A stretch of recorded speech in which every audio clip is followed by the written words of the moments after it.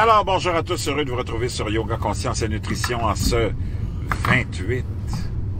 28, non, je pense qu'on est, je sais plus quel jour on est, mais peut-être le 28 décembre. On est mardi, probablement le 28 décembre, 11h50, heure du Québec. J'espère que vous allez bien. Ici, un petit peu de neige, quelques petits flocons, à peine 1 cm, moins 5 degrés. C'est agréable, un peu humide, mais c'est agréable. Et là, je m'en vais pour, je sais pas si, j'ai pas choisi encore l'application DoorDash ou Uber, je sais pas laquelle je veux utiliser. C'est l'heure du dîner. Hier, j'en ai fait un peu sur Uber, c'était décent. C'était pas des journées super achalandées, mais je suis allé à des heures un peu différentes. Je suis allé dans l'après-midi, donc. Mais j'ai quand même fait un peu de sous. Puis ça m'a changé les idées. Donc là, je m'en vais faire quelques heures. En ce mardi midi. Je verrai bien ce que ça va donner. J'espère que vous allez bien, que vous avez passé un bon temps des fêtes, si c'est possible, de passer quelque chose de bon depuis 2 ans, hein, qu'on est dans cette histoire-là qui en finit plus de finir. Je lisais, je voyais, j'en ai parlé sur mes autres chaînes, pour ceux qui connaissent mes autres chaînes, là, les autres plateformes.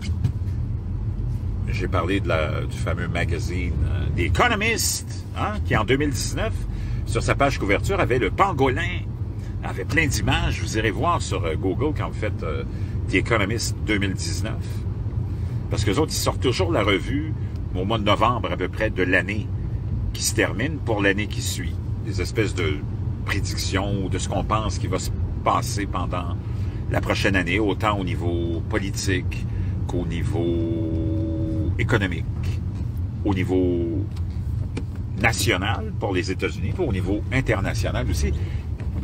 Un magazine avec beaucoup de crédibilité. On sait pas mal parce qu'ils sont connectés avec, naturellement, le gouvernement mondial. Je ne sais pas s'il y en a d'entre vous qui ne saviez pas encore qu'on a un gouvernement mondial qui dicte les directions, les politiques de nos gouvernements locaux.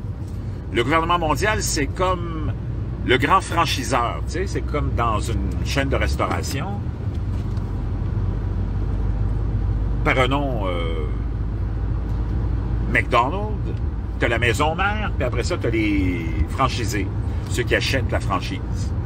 Ils sont obligés de fonctionner selon des règles de la maison mère et de respecter les règles de la maison mère et de payer la maison un certain pourcentage de ses ventes, ce qu'on appelle des redevances, et en ayant payé aussi le gros prix pour avoir une franchise. Le gouvernement mondial fonctionne de la même façon. Le gouvernement mondial qui est composé de gens anonymes, hein, des hauts fonctionnaires, des gens de tous les secteurs, des spécialistes de la santé, des spécialistes de la science, des spécialistes de la sociologie,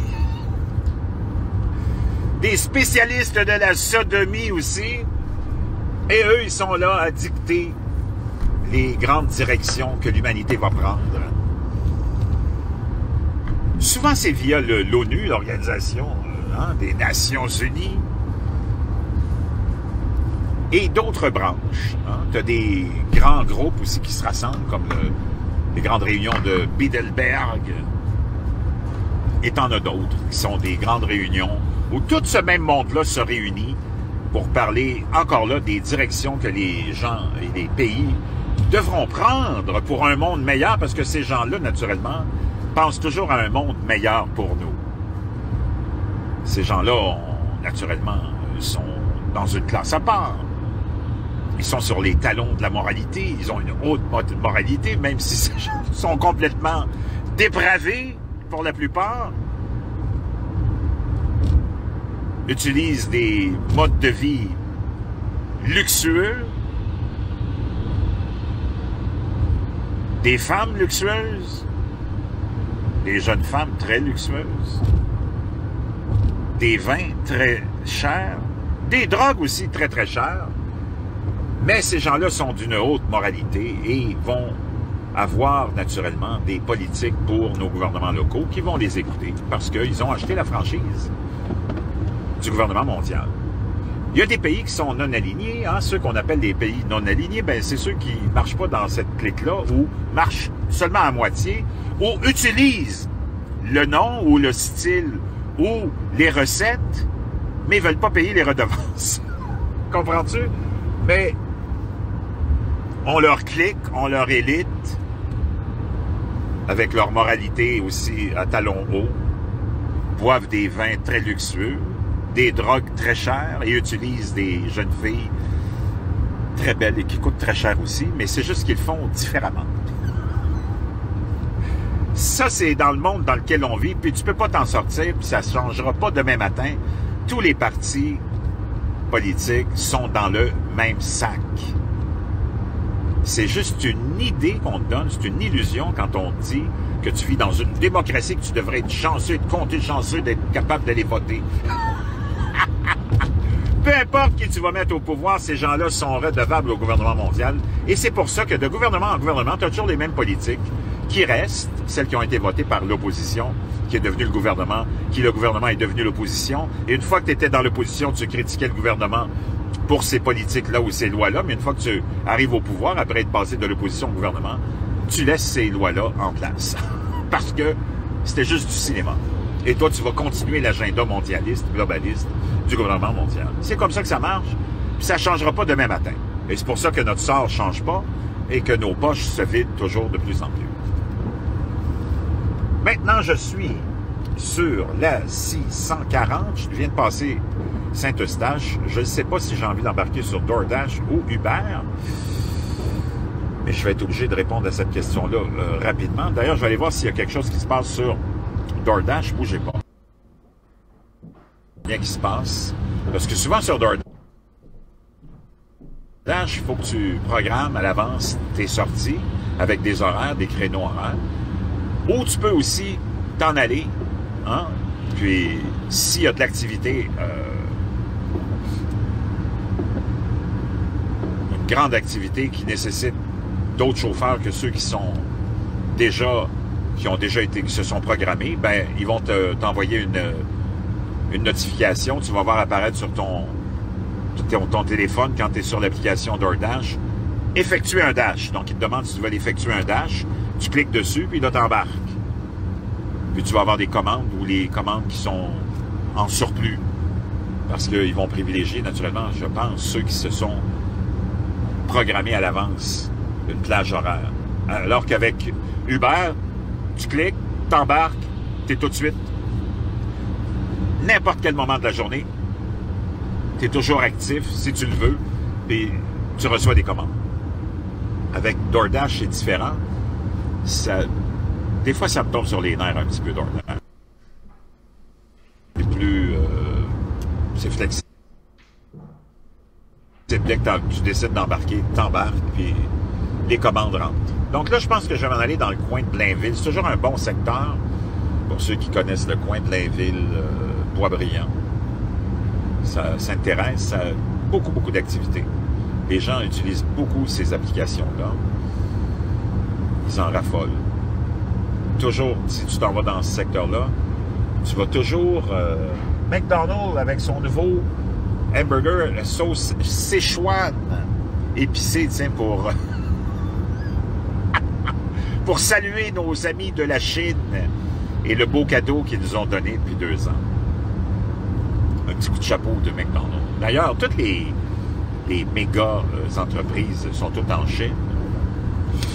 Tous les réseaux sociaux sont en Chine. Et d'ailleurs, les réseaux sociaux en Chine sont obligés de se plier à la volonté du Parti communiste. Que ce soit Google, Facebook, YouTube, Twitter, ils sont tous obligés de se plier à la volonté et aux politiques du Parti communiste. Quand tu veux faire de l'argent, tu es souvent prêt à faire n'importe quoi. C'est ce qu'on appelle les prostituées des affaires. La volonté et aux politiques du Parti communiste. Quand tu veux faire de l'argent, tu es souvent prêt à faire n'importe quoi. C'est ce qu'on appelle les prostituées des affaires.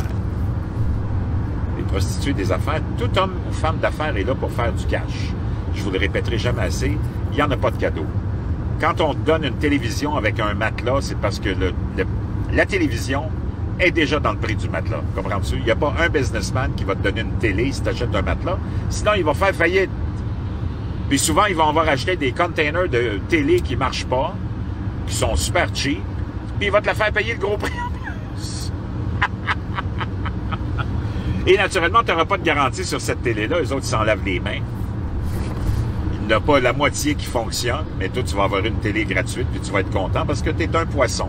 Puis tu te seras fait avoir par des hommes d'affaires qui sont là pour, eh oui, te sodomiser. Te soutirer ton argent en te vendant quelque chose qui ne sert à rien. Et souvent, en plus, tu vas mettre ça sur une carte de crédit. C'est tout un ensemble, hein, ce beau monde-là, cet univers-là. Tout le monde se complète. Hein. Les cartes de crédit te permettent d'acheter des cochonneries qui ne servent à rien, qui ne marchent pas pour enrichir des businessmen corrompus, puis eux autres en même temps, ben, ils payent le businessman tout de suite. Lui, le businessman, il a son argent tout de suite, puis toi, tu as ta carte de crédit qui est pleine. Ça te prend des années à payer ça à 25 % d'intérêt. Comment t'aimes ça? Aimes-tu ça? C'est bon. Donc, il y a une grosse camionnette blanche qui vient de me dépasser. Quand tu vois une affiche au prix du gros, tu sais, ils te font comme une grosse publicité. Tu as l'impression que tu fais une grosse faveur. Oh, il y a un entrepôt au prix du gros. Ça, c'est une déformation de ce qu'on voulait dire, linguistique. C'est tu vas payer le gros prix. Il n'y a pas un entreprise. Il n'y a pas une entreprise d'un entrepôt où tu vas payer le prix du gros. Sinon, tous les commerçants fermeraient leurs portes. Comprends-tu? C'est eux autres qui l'ont, le prix du gros. Chers amis, je vais aller me brancher, je pense, sur Uber, puis je vous reviens dans quelques instants. Alors, je suis de retour, chers amis, avec vous sur Yoga Conscience et Nutrition pour... On est le 28 décembre, je pense que j'ai réussi à trouver la date, mais je ne suis pas sûr encore. 14h10, je viens de terminer. Finalement, j'ai choisi d'aller avec DoorDash dans le coin de Blainville. C'était correct. Pour une coupe d'heure, j'ai fait 15$ de l'heure. C'était pas formidable, mais c'était mieux que rien. Je n'ai pas travaillé fort, là. J'ai eu 3 commandes. Et j'ai fait 30$. Une commande, c'était chez McDonald's. La première, c'était chez Boustan. Junk food libanais, vraiment bon. Puis la troisième, c'était les Trois Métiers Roses. Rôtisserie portugaise à Blainville. J'avais choisi de travailler dans le coin de Blainville, finalement. DoorDash m'a demandé si je voulais faire un dash, puis je l'ai accepté. Puis il y avait 3 bonnes commandes. C'était pour 1 heure seulement, dans le fond. Pas pour, j'ai dit 2 heures, là, mais c'est 1 heure. Donc, j'ai fait mon 30$ de l'heure. Je n'ai pas travaillé longtemps. Et je suis de retour vers la maison. Donc, je voulais juste vous donner un petit compte-rendu de ce que j'avais fait de 12h30 à 1h30. Donc, 1 heure, 30$, 3 commandes. C'était bien facile. Puis là, je m'en vais jogger. Ben, marcher puis jogger. Il fait beau. Il fait moins 3 maintenant. Ça s'est adouci. Il y a un petit peu de soleil. Et là, je m'en vais pour un 10 km de marche et un 10 km de jogging au retour. Je vous retrouve bientôt. Passez une belle fin de journée.